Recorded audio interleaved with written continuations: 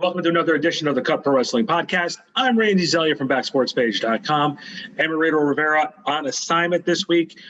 Today's interview, again, we're continuing the build to Rebellion this Sunday night for Impact Wrestling, and today's guest is the man beast Rhino. Rhino joins me to discuss the change of character that he has had in Impact Wrestling. We went over some Impact Wrestling memories and also discussed the on and off relationship with Eric Young. We talked about the Impact Locker Room and so much more. Guys, check out ImpactWrestling.com right now for the Rebellion Celebration Fan Fest weekend that they have planned. Go to ImpactWrestling.com right now. But right now, let's enjoy the time with the man beast, Rhino. All right, we're back here on the Cut Pro Wrestling Podcast. Joining us, a man who has a lot of equity in the world of professional wrestling. He has been he's been doing a couple different stops, so he's back here at Impact Wrestling, and his name is Rhino. Rhino, thanks for giving me a few minutes today, brother. Hey, thanks for having me. Appreciate it, Randy. So listen, man, you came back in 2019 to Impact Wrestling. I think I got that the year correct there. Came back, and what has made this visit with Impact Wrestling different than the other previous stops here? You know, now I'm a little older, a little wiser, more experienced, not only in life, but, you know, in the wrestling business. And, you know, this I bring more, I think, to the table, you know, because of those reasons. You know, and I haven't been I haven't been the old ECW Rhino since, you know, 2000. So early 2000. So it's good, you know, because fans will be able to see that side of me, you know, since I joined Violent by Design. So, and that's one of the things the wrestling fans were very excited about when I joined Violent by Design. Being a veteran in the locker room, what advice do you give to some of the younger talents who's maybe not had the same amount of exposure on a big stage like this before? Just have that chip on your shoulder. Go out there with something to prove, then prove it. Go out there and, you know, be that star you were born to be.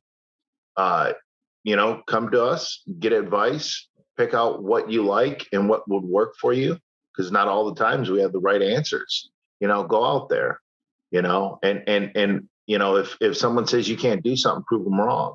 Someone says you can't be a main eventer, prove them wrong. If someone says, like to Rich Swann, you can't be world champion, prove them wrong. You know, and you know, Swan, he's got a big road ahead of him at Rebellion and this Sunday. So, you know, in Violent by Design, we're putting together a group that, you know, hopefully they'll talk about, you know, 20 years from now. So. How is having a guy like yourself, and you know, when you came back, RVD was here, and Tommy Dreamer, guys you've had a lot of history with for a long time, dating back to ECW. How has not only their demeanor changed, but your demeanor changed on the business since that time you guys all worked together? You know, just you know, as you get older and you have that knowledge, you know, in life, a lot of times you run into a fire or a fight. You know, and you know, now you might sit back, you know, and think before you run in, you know, to that fire or fight. You know, so it goes with life. You know, you wisdom, and you know, you become a little more wise not only in life but in you know, your profession too, and that's wrestling. So like we discussed before, this is your back in Impact. You've had a lot of great moments in Impact.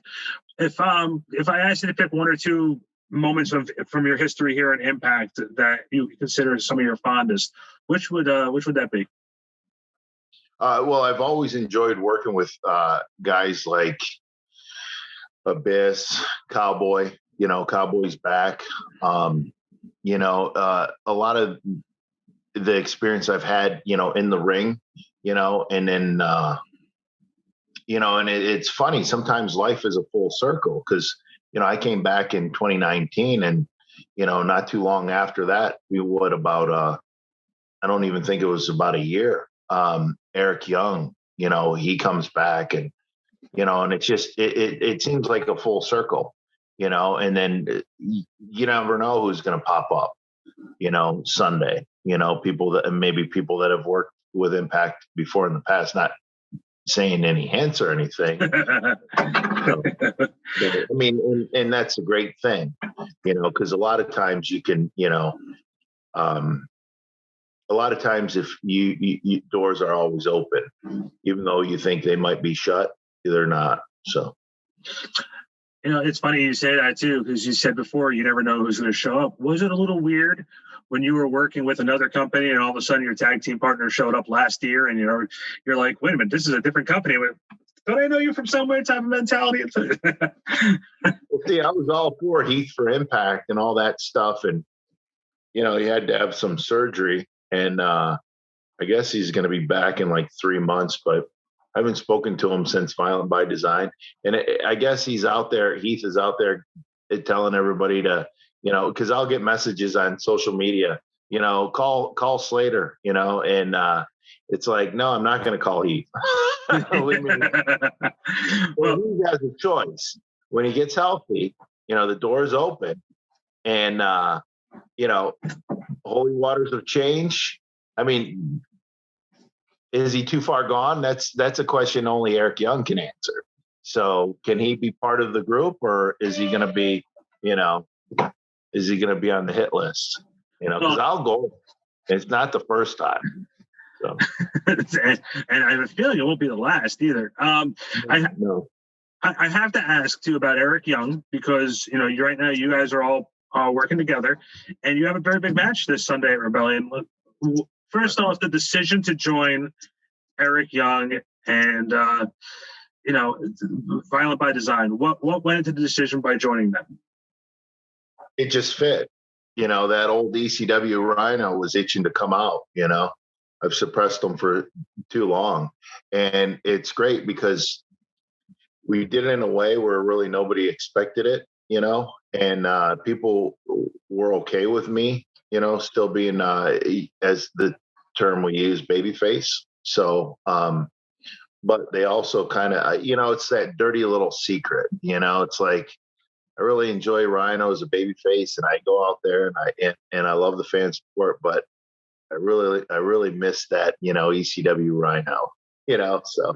Well, yeah, the intensity of being able, because I remember watching you just spear pretty much everybody and just have that real intense look. Men, women, children. Well, not necessarily children, but yeah. But hey, if they get in my way, I'm just saying I'm an equal opportunity gorer. Yeah. So I'm very lucky. There's a computer screen. We have this much distance. I fear my safety. Randy, you haven't pissed me off yet, so you're okay in my book. I was going to say, my kids need their dad. I can't. I don't need to be picking up my rib down the street. You know what I mean? It happens. Right. Don't throw that on me, because I gored Heath, and he has kids. So I didn't even mean to tie that in, and I did. So I'm sorry. So we all got kids. So talk to me about the match this weekend. Violent by Design taking on Chris Sabin, Eddie Edwards, James Storms, and Willie Mack. Looking at the guys across the ring for you, if you had to break them down in a couple words for each, how would you break them down? Well, I'll break them down as a team. They're all very talented. They all come with a lot of years of experience, and you could be young to the business or young for having exposure, but have a lot of experience. And life gives you experience in the ring too. Some people mature a lot quicker. A lot of people in their 20s, like we were talking about earlier, when we're younger, we'll run into a fight, but sometimes people in their early 20s, they'll sit back and they'll think before, they're more calculated. So, and that's the thing. When you look across the ring, you don't know what's going to happen. When you always have to realize never to underestimate anybody. They're all talented. They're all deserving of any opportunity they've had, or they have. So, and the future opportunities that will, come across their paths. So it's one of those things where it's like, you just I've got to make sure I'm on my game, and everybody, with Eric Young and Joe and Diener, they're all going to be on their game too. So going into it, and we talk amongst ourselves. So, but yeah, we're ready to go.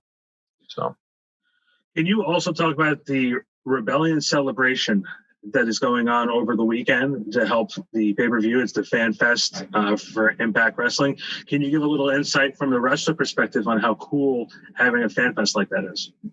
Oh, it's great. And I'm going to be in the zone anyways, so I can be in a zone and still interact with fans. I can do a lot of things. I might be focused on one thing, and I'm only giving you, a small percentage of my attention, but they know that. The wrestling fans know that. And I'll even tell them, like, hey, man, I'm focused on this, but what's going on, if obviously there's autographs or when you're doing fan interaction stuff or questions or, so whenever you have something like that before a pay-per-view, it's always good for the fans and it's good for the talent. Well, for me, I can only speak for myself because I see what it means to people that are out there, because people are tuning into you, but you're not seeing what's on the other side of that camera. You can only see what's in the audience. You can know that there's a lot of people, but when you get a lot of people telling you how much it means, that's when you start realizing, wow, this is bigger than what I imagined. So, and it makes you want to go out there and do the best. And it's funny, you talk about the fans, and obviously with the pandemic going on, it's been a very, very interesting time in the world of professional wrestling. As a performer, what was it like for you as a veteran being able to be performing in front of an empty arena? And did you actually have to change your mentality in the ring because there was no fans out there? No, I love the fans being out there, whether they're booing me or cheering me. I feed off their energy. But you also have that, I can channel my own intensity and my own adrenaline, because I'm out there for a purpose, and I think a lot of times when you're starting out, you're just focused on that, and you don't realize that there's an audience out there. So I think any wrestler that goes out there, they're already prepared for that, because a lot of times it takes several years before people get over the fact that, hey, there's an audience, I can react to them. So it's one of those things where it's like, I think it's more natural than what someone may think that's never been in the ring and in a situation, because a lot of times, like I said, we're just focused on the wrestling and not really paying attention to the crowd early in your career. So for you, being a veteran and that you are, would you consider this run with Impact, I don't want to say the most successful, but the most enjoyable time of your career? No, I've learned to enjoy life, okay. Probably about I want to say probably about 10 years ago, I realized, and then when you take that pressure off you, you actually perform better, not only in life and in the wrestling, not only in the wrestling world, but in life too. So for someone who's been a veteran like you have, what are your remaining goals in this business? Well, I'd like to go at least another 6 years, God willing, knock on wood, just to make it a good 32, and then find the next Randy Orton, find the next Rock, John Cena, the next Austin, the next Triple H, and the next Lita, the next Trish Stratus, the next Sasha Banks, just to help nurture them and make them grow and become, a major draw, the next Charlotte Flair, in the wrestling world. And, that way you always want to leave it better than what you found it, the rest, anything you do. So definitely I want to do that. And yeah. So, and along with, obviously world champion is always in your mind. And that's definitely more towards the front of my mind than anything, but I really don't talk about that much. That's a personal, hunger and goal. So, and the drive. Oh, Rhino, before we let you go, we'd like to ask if you are just plug your social media, let everybody know where they can find you? Usually, you can go on Impact Wrestling. I'm on Instagram and Facebook. I don't have a fan page for Facebook, but I've got to get that set up. But my Instagram, I think it's Terry Guerin, RHYNO. So TERRYGERIN, RHYNO. But yeah, if you go to like Impact Instagram and stuff like that, they have a lot of good content out there. So, and then their Facebook page, they're always posting videos from the vault, and and I always share that stuff too. So. And my last question for you, again, because you're a veteran, TNA has a streaming network. Obviously, the other company has got one too. A lot of your career is available for people to watch your career. Right. If you had to recommend 1 to 2 matches to define who you were, what matches would you recommend? Definitely the first match of it was a Monsters Ball match. The first match that I had on that pay-per-view in 2005 Bound for Glory, when I won the NWA world title. I would recommend watching that Monsters Ball match, because that allowed me to move forward to the Gauntlet and then to Jeff Jarrett. So, but yeah, that was all.